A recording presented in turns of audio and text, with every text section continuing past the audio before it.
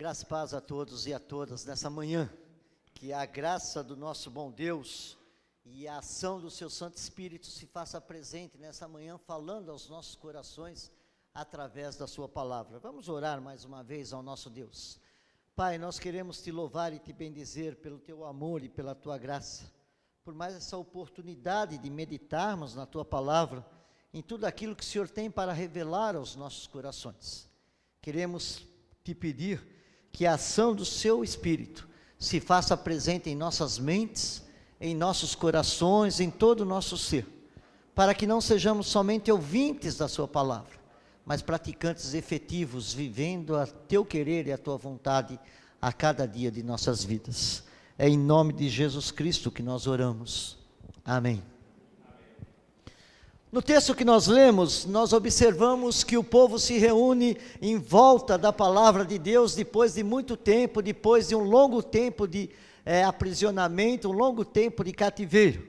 E nós precisamos entender que quando Deus chamou o seu povo, a sua grande preocupação foi dar a este povo, através de Abraão, através de Isaque, através de Jacó e através de José e todos os seus filhos chamados por ele, dar orientações e regras para que eles pudessem saber como eles deveriam agir em relação a Deus, em relação a si mesmo e em relação com o seu próximo.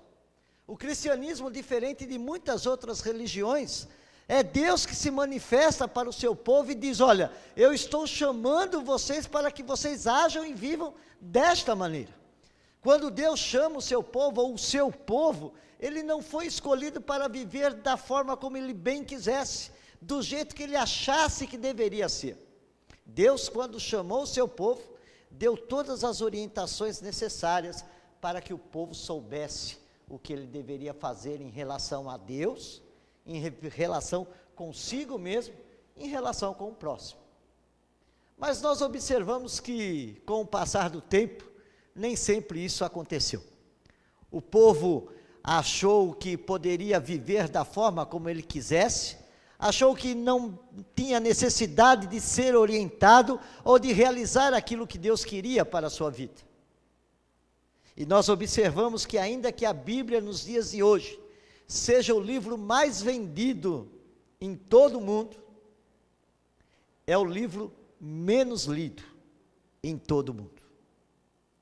Temos Bíblia de tudo quanto é versões, temos Bíblias de tudo quanto é tipo, mas elas servem na maioria das vezes como amuleto, como talismã, para algumas famílias para serem colocadas nas prateleiras, abertas talvez no Salmo 23, no Salmo 91, e servir única e exclusivamente como uma demonstração de que naquela casa, pelo menos se tem uma Bíblia, ainda que ela nunca seja lida. Esta não é a vontade de Deus. Isto não é o que Deus quer para a vida do seu povo. A Bíblia, ela foi feita e foi escrita e foi dada ao povo de Deus para ser utilizada, para ser vivida, para ser aprendida, e não ser deixada de lado, como nós vemos no texto que nós lemos. O texto que nós lemos nesta manhã, nesse momento, situa-se primeiramente no primeiro dia do 7º mês do ano 444 antes de Cristo. O povo havia passado por um longo tempo de dificuldades, por causa do seu pecado, por causa do afastamento para com a lei de Deus. O povo havia sido levado cativo para a Babilônia. Haviam passado durante 70 anos sofrendo na mão de povos estranhos. Não puderam adorar o Deus a quem eles começaram a lembrar. Mas Deus, na sua misericórdia, traz o povo de volta. Deus, na sua misericórdia, faz com que o povo retorne do exílio da Babilônia. Liderado então por Esdras e por Neemias, esses repatriados tentam reconstruir o seu país. Uma cidade que havia sido destruída, uma cidade que havia sido colocada em despojos, uma cidade que havia sido totalmente desfacelada, que não representava nada daquilo que havia sido em outrora. Era para esse lugar que esse povo voltava. Esses repatriados retornavam para tentar reconstruir o seu país, para tentar recuperar a sua memória do passado, e até mesmo para conservar a sua própria identidade. A identidade de um povo livre, não mais cativo. E para isso, era necessário ter em mãos instrumentos capazes de unir o povo em torno de objetivos comuns. Então Esdras e Neemias juntam o povo diante do objeto ou da maior significância que o povo poderia ter, em volta da palavra de Deus. Uma palavra de Deus que não somente havia sido escrito, não somente havia sido colocada para o povo, mas que em muitos ainda existia na memória. Aquele Deus que libertou o povo de Israel do Egito e o trouxe para a terra de Canaã. Aquele Deus que havia feito maravilhas, aquele Deus que havia feito os mais estrondosos milagres que se poderia ver. Era sobre isto que o povo então se reunia. Era isso que o povo queria trazer à memória. E os versículos de hoje, eles descrevem em detalhes essa celebração da palavra. Quando o povo se reúne em torno da palavra, quando o povo se reúne em torno daquilo que Deus quer falar para eles. Então nós vemos as manifestações, nós vemos os sentimentos, nós vemos aquilo que Deus quer realmente para o seu povo. Deus em diversos momentos orienta o seu povo quanto à sua palavra e a sua importância. E nós observamos aqui. E é sobre isso que nós gostaríamos de compartilhar rapidamente nesta manhã com os irmãos. A importância da palavra de Deus na vida do povo de Deus. A importância que a palavra de Deus tem na vida daqueles que querem ter um pleno relacionamento com Deus. E já dizemos de antemão, que ninguém pode ter um relacionamento com Deus, se não conhecer a sua palavra. Ninguém pode ter um relacionamento com alguém que não conheça. E a única forma de nós conhecermos a Deus é através da sua palavra. Se nós não investirmos tempo da nossa vida no conhecimento da palavra de Deus, nós não poderemos saber qual é a vontade de Deus para a nossa vida. Se nós não investirmos tempo da nossa vida na palavra de Deus, nós não poderemos saber o que Deus quer para nós. E nós observamos claramente isso no texto que nós lemos. O versículo primeiro, ou o versículo que fala aí, a primeira coisa que nós vemos nesse texto, é que a palavra de Deus gera uma comunidade. Ou seja, em torno do palanque sobre o qual Esdras lê o livro da lei, estão reunidas todas as pessoas indistintamente. Nós observamos que o texto de hoje salienta por duas vezes, tanto no versículo 2, se quiser colocar, e o versículo 3, que na presença da palavra, na proclamação da palavra, ela é feita na presença dos homens, mulheres e de todos aqueles que eram capazes de entender o que Deus queria. Nós precisamos entender, amados, que a busca da palavra de Deus leva as pessoas a viverem em comunidade sem preconceitos. Homens, mulheres, crianças, todos aqueles que podiam entender a palavra estavam reunidos em comunidade, ou seja, em uma comum unidade. Todos tinham o mesmo objetivo, todos tinham uma mesma prioridade para as suas vidas. O povo vem de todos os lados, o povo se reúne em volta do palanque para ouvir aquilo que Deus tem para a vida deles. Quando nós nos reunimos em comunidade, quando nós nos reunimos em povo, quando nós nos reunimos em igreja, qual é a nossa prioridade? Qual é o nosso objetivo? Você se reúne apenas para ver os seus amigos, os seus irmãos? Você se reúne apenas para vir cantar, levantar a mão e assim por diante? Ou você se reúne para ouvir o que Deus tem preparado para a sua vida? Qual é a busca que você tem quando você vem à casa de Deus? Qual a importância que a palavra de Deus tem? E nós observamos que o povo se reúne em torno do palanque para ouvir aquilo que Deus tinha preparado para eles, para ouvir aquilo que Deus requeria da vida deles. A palavra de Deus, amados, gera comunidade, gera uma comum unidade em torno de um objetivo. O que a palavra de Deus tem gerado na sua vida? O que a palavra de Deus tem feito no seu viver? O que tem mudado na sua vida quando você ouve aquilo que a palavra de Deus lhe diz? Mas nós observamos que não para só por aí. Se nós continuarmos o texto, nós vamos observar que a palavra de Deus torna-se também o centro da atenção da comunidade. O versículo 3 ainda vai dizer, olha, a comunidade toda estava prestando atenção naquilo que estava sendo lido. Para a ocasião, eles haviam construído um palanque, versículo 4, no qual é feita a proclamação da palavra. E toda a comunidade pôde ver o livro sendo aberto, versículo 5.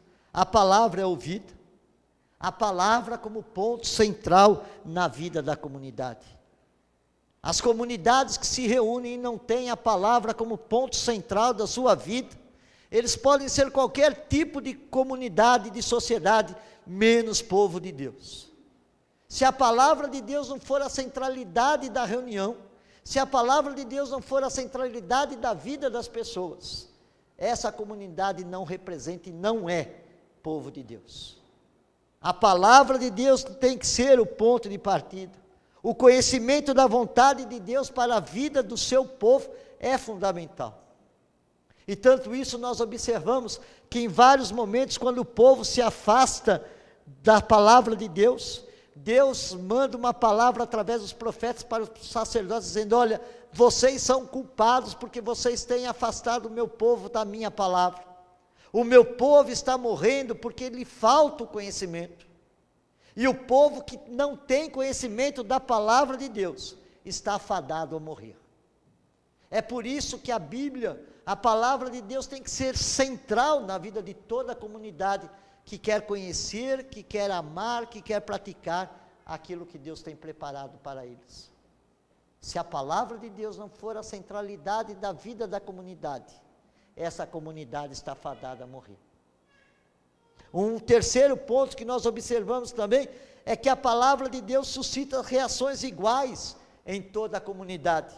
Eu acho interessante, porque no versículo 5, diz assim, Esdras abriu o livro da lei à vista de todo o povo que estava acima dele, e abrindo ele, todo o povo se pôs de pé. E que mais que diz?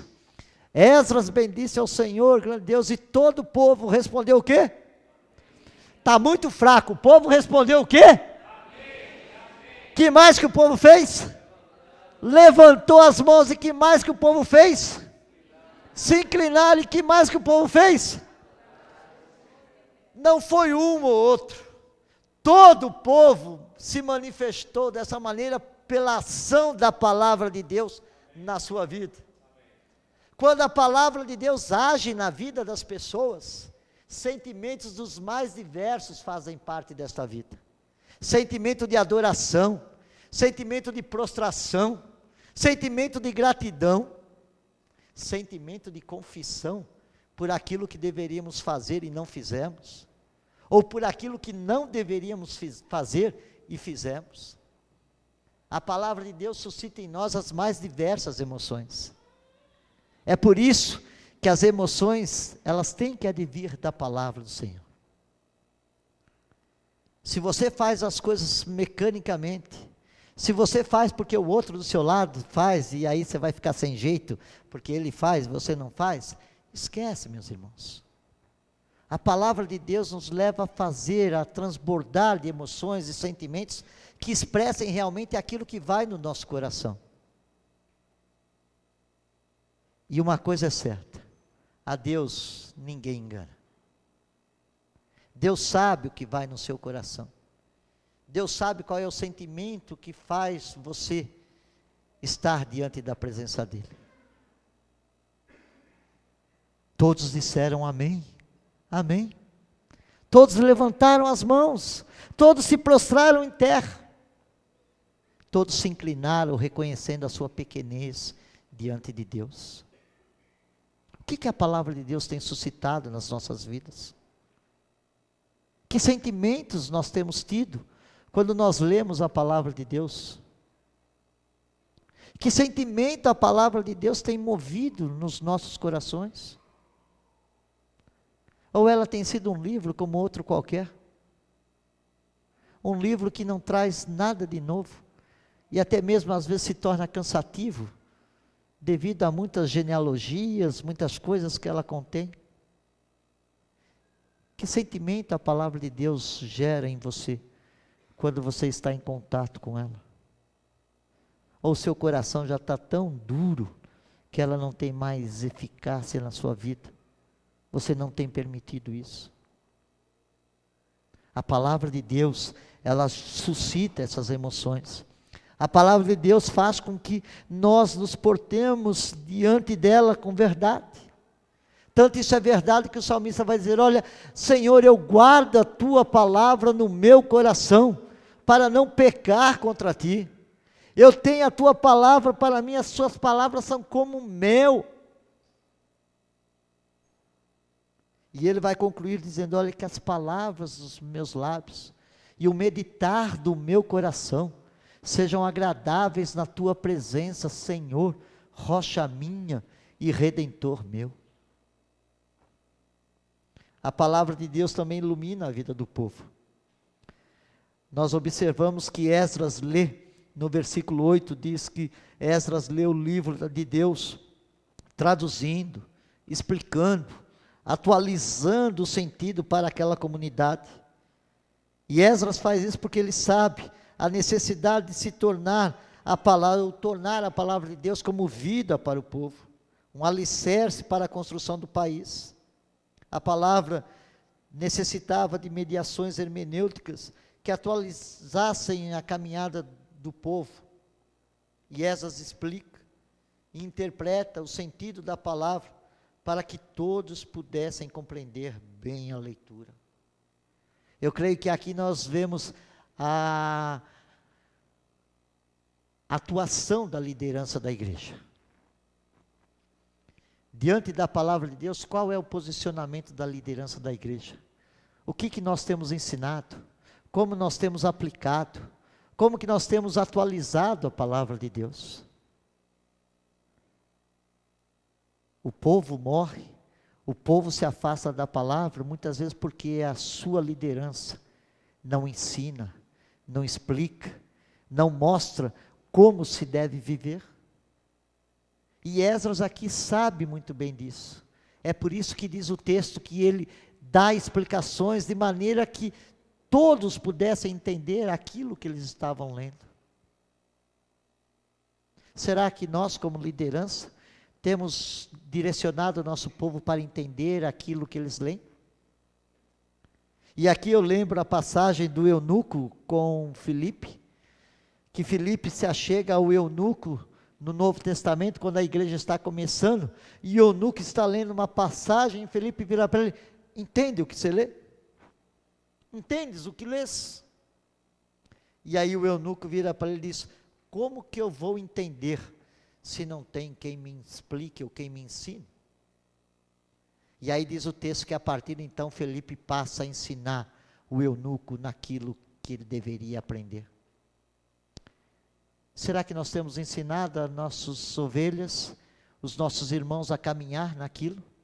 Nós que sabemos um pouco mais, que já estamos caminhando na fé há um bom tempo, temos ensinado aqueles que estão se achegando, aqueles que nada conhecem.